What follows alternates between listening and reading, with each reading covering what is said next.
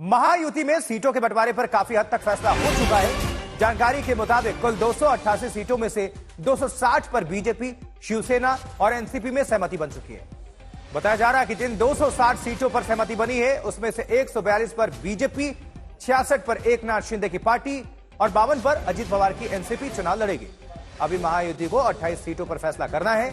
आपको बता दें कि बीती रात दिल्ली में महायुति के दलों की अमित शाह के आवास पर बैठक भी हुई, जहां मुख्यमंत्री एकनाथ शिंदे और दोनों ही डेप्यूटी सीएम देवेंद्र फडणवीस और अजीत पवार की मौजूदगी थी।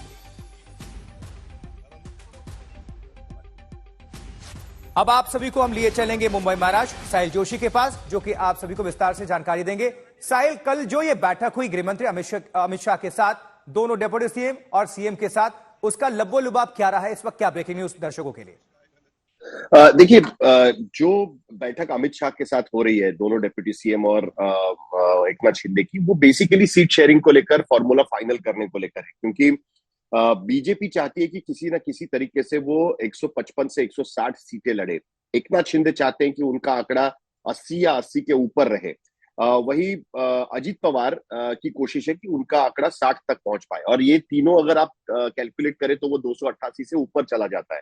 तो ऑब्वियसली किसी ना किसी को तो बलिदान देना पड़ेगा, और ये दोनों गठबंधन में सबसे बड़ा मुद्दा आज की तारीख में ये है कि कौन अपनी सीटों का बलिदान अपने पार्टनर के लिए देने के लिए तैयार है। क्योंकि हर किसी को लगता है कि उनका परफॉर्मेंस अगर बेहतर रहेगा तो चुनाव के बाद उनकी दावेदारी उतनी मजबूत रह सकती है।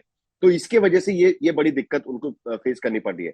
लेकिन हमने देखा है कि दोनों गठबंधन में, महायुति में, जैसे अभी हमने खबर चलाई कि 260 सीटों पर आंकड़ा फाइनल हो चुका है। उसमें से 142 सीटें बीजेपी की करीब करीब फाइनल हो गई है, 66 सीटें एकनाथ शिंदे की फाइनल हुई है, और 52 सीटें अजीत पवार की फाइनल हुई है।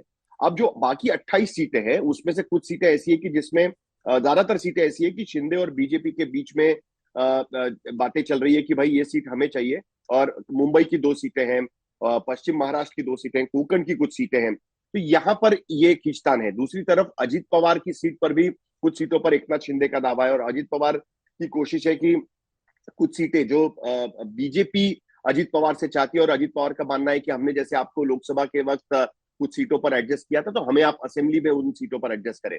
तो ये फाइनल डिसीजन अब अमित शाह के यहाँ पर चला गया, और अमित शाह अब इस पर अंतिम फैसला लेंगे। किसी ना किसी को तो इसमें मानना पड़ेगा कि पीछे हटना है। बीच में अमित शाह ने ये बात कही थी, और हालांकि इसका खंडन किया गया था, लेकिन ये बात काफी चर्चा में है महाराष्ट्र में, कि अमित शाह ने ये कहा था कि मुख्यमंत्री के तौर पर हमने आपको मुख्यमंत्री पद हमने आपको दिया, और आपको अब एडजस्टमेंट्स करनी चाहिए आपके अलायंस पार्टनर्स के लिए, खास करके अजीत पवार और बीजेपी के लिए। ये बात उन्होंने एकनाथ शिंदे को कहने की कोशिश की थी। तो लगता है कि कुछ सीटों पर एकनाथ शिंदे को एडजस्टमेंट करना पड़ सकता है, शिवसेना को एडजस्टमेंट करना पड़ सकता है, और वो कितना एडजस्ट करते हैं उस पर वो देखना होगा। क्योंकि लोकसभा में अगर हम देखें तो उनका दावा 18 सीटों पर था और उन्हें 15 सीटें लड़ने को मिली थी।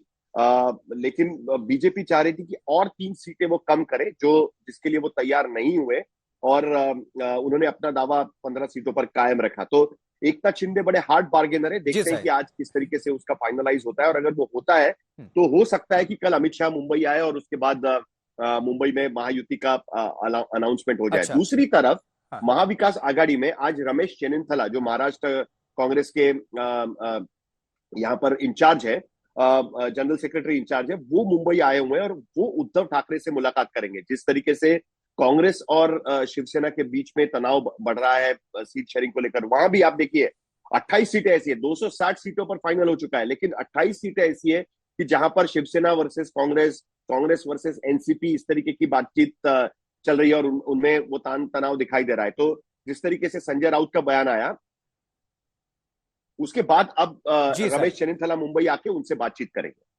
साहिल, आपका बहुत बहुत शुक्रिया इस खबर पर विस्तार से जानकारी पहुंचाने के लिए।